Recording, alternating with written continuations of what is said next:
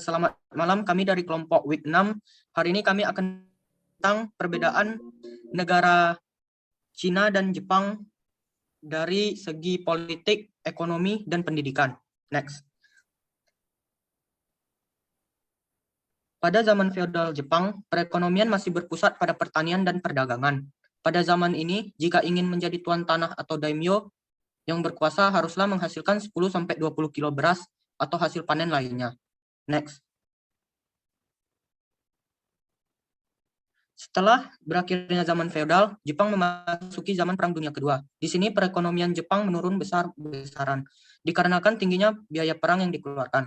Dikarenakan Jepang adalah negeri yang memiliki banyak pengusaha berkualitas dan sektor industri yang bagus, keterpurukan ekonomi itu semakin lama semakin baik. Pengelolaan ekspor lebih besar dari impor.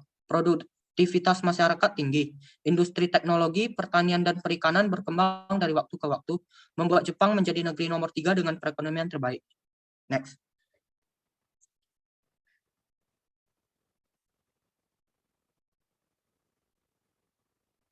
Justin. Selanjutnya saya akan menjelaskan tentang perekonomian China. Setelah menyingkirkan nasionalis Kuomintang dan memproklamirkan RRC pada 1 Oktober 1949, Mao langsung menerapkan kebijakan ekonomi yang berdasarkan sosialisme dan komunisme, di mana prinsipnya hampir semua tanah dan fasilitas adalah milik negara.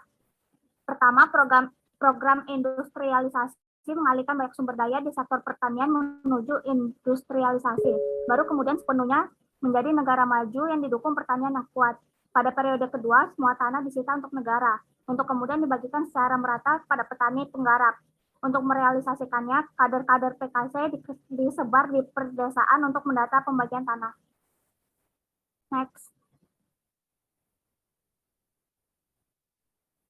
Pelaksanaan program ini dilakukan melalui 2 jalur, yaitu pada peningkatan produksi baja sebagai bahan baku, pendirian industri ringan, serta konstruksi.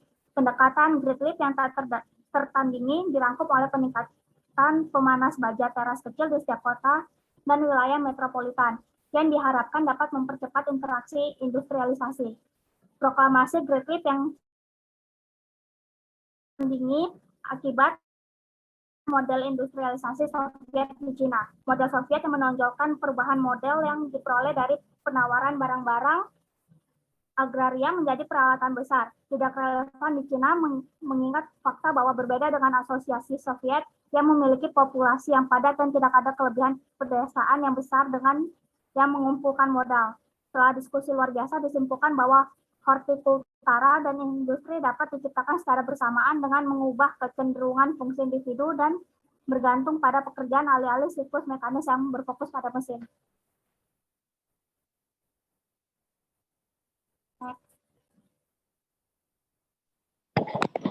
Berikutnya adalah sejarah politik Cina.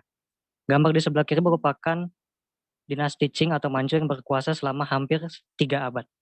Memiliki sistem pemerintahan monarki absolut, dinasti ini mengalami banyak kekalahan perang sehingga dianggap tidak layak untuk memerintah lagi.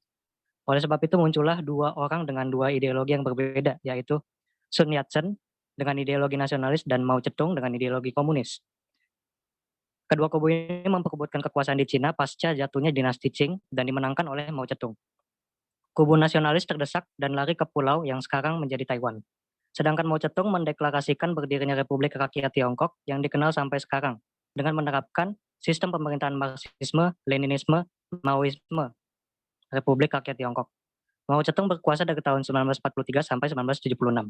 Next. Pasca era Mao Zedong, hingga sekarang, sistem pemerintahan di Cina berubah menjadi negara kesatuan berbentuk Republik Sosialis satu partai, berideologi Marxis dan Leninis. Next.